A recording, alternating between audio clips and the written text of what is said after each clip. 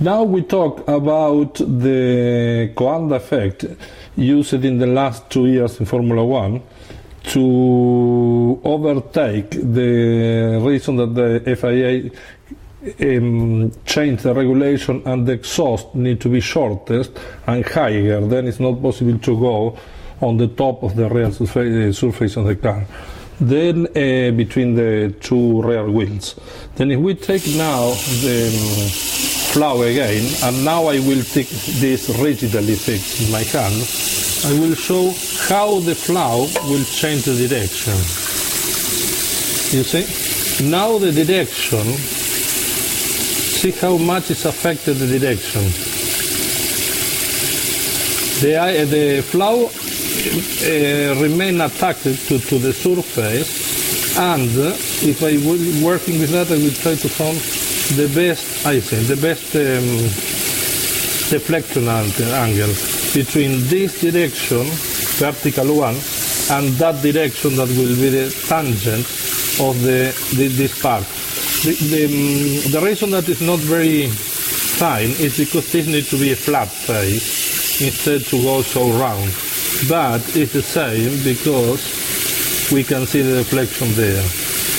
Now the question is, FIA, originally the exhaust was at the position of the ground, of the rear part of the car. But after they decide that the exhaust needs to be at some height and some distance, if we think that the exhaust is living at this position, and this is exhaust living with this direction parallel to the top part of the surface between the two wheels of the rear car. Then now what we need is to try to send this air down on the drawings. After I will explain why. But then I need to bend that plow, and you see that is this distance now. But if I work with that, I can deflect the plow. Here is possible to say. I have deflected the plow till the top part of the rear surface of the car between the rear two wheels. Then now this direction of the plow was converted to that direction that I need. Now I explain with drawings why we need that effect. The bodywork is coming with one shape, practically like this, and here is the diffuser, and that is the side wall of the diffuser will be that and that wall. Then will be inside view, we will see this part, and this will be the diffuser angle, that is that. The important thing is with the exhaust, what they found is when we have the exhaust coming from the engine, and then going till 2 years ago was coming here, going through this part and practically blowing in this direction. Then blowing here, what happened was expanding between the rear wheel. Then we see if this is the rear wheel.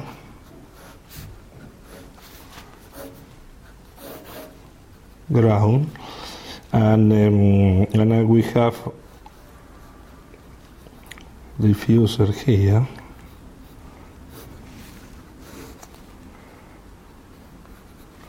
And here is the structure, rear structure, and the car was coming like this.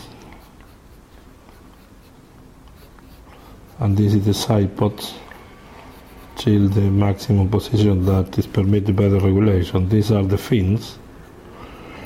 And what was found that blowing exhaust here, that will be the exhaust there, and this is the ground, will generate one pneumatic skirt, inducing air circulating at very high speed here, inducing that the air coming from the bottom part of the car coming with higher speed in this sense, moving below the car increasing the speed of the velocity vector when it's leaving the car. This generates a higher the speed, then higher is the negative pressure that will be generating the rear diffuser.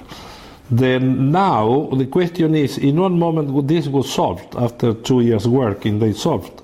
But last year and this year, this is not permitted anymore because FIA established that the exhaust will have at some distance from the rear wing and will have some height from the bottom part of the car.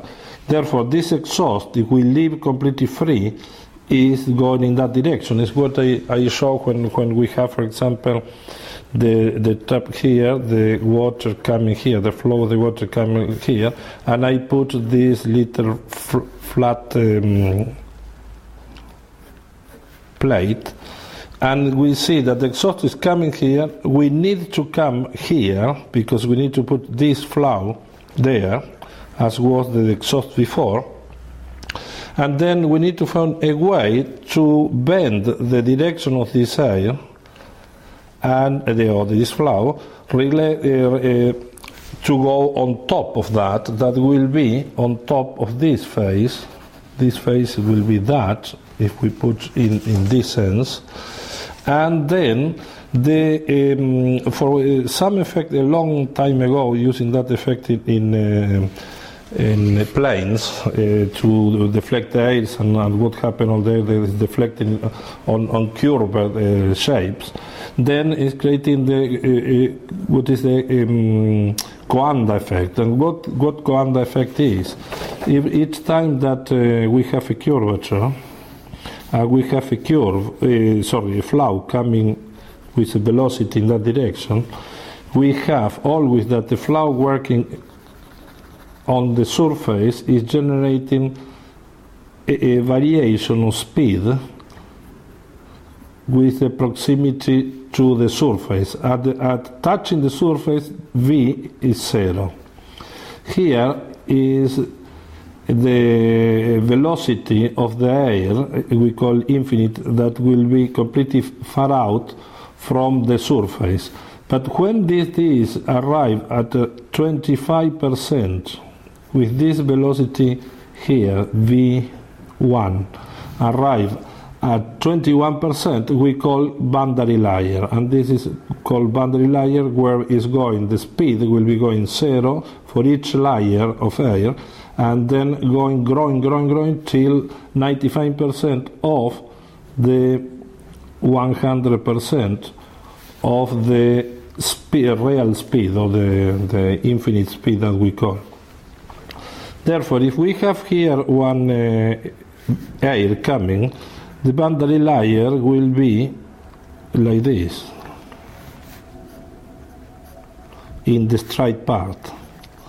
But because here is 0, and here we have a vector velocity, and here V0 is 0, and V maximum on the boundary layer is one value x, then we have that this will create a moment, because if the boundary layer is attached, then will not be any problem, and the boundary layer will be going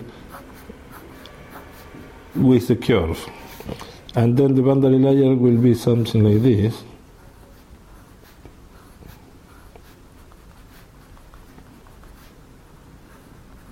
But if the gradient of this curvature and is going more than one value, what happens is we start having reverse flow in this sense, and then the flow start going in that direction. Then that is what starts separating here, and that is what called the boundary layer separation, and turbulent flow is creating in this area.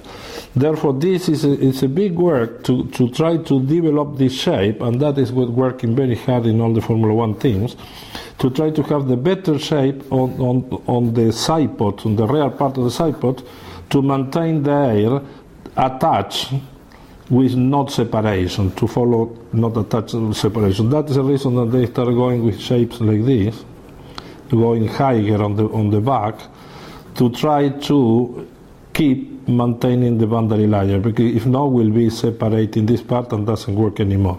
Now, if we add here that we need to have the exhaust in this position, and the exhaust will be blowing in that direction, and we want that the flow of the exhaust go in that go here. The question is how to deflect that, and this is coming from this very easy example with a very easy we say home experiment. Then we saw that we could move the flow from there to there. Then what we need to do is to create a shape here that will have this shape here, and then the flow will go here attached. Then we create a new boundary layer. That is a reason that most of the car on the side pods, when it's coming on the side, this is the part on the car, they cut this part like this.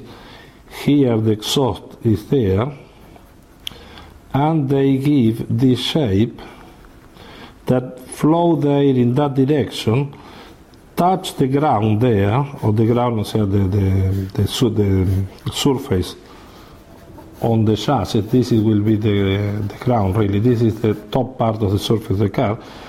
Bend in that direction. They put some plate here to eliminate for the lateral flow coming, not affecting this flow and not changing the direction.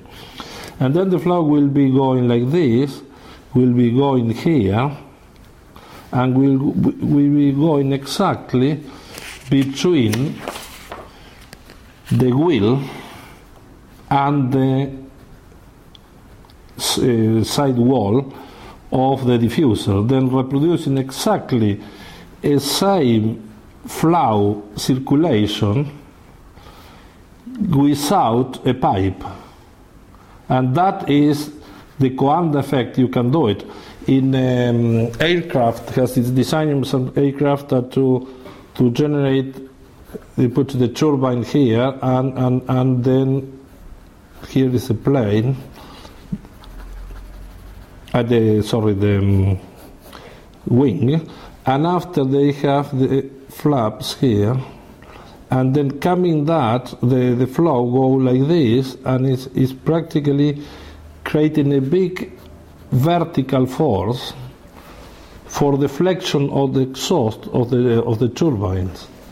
And this is what called a Coanda effect. It's something that came from many years ago in aeronautics. We are talking before year 1930, 1920.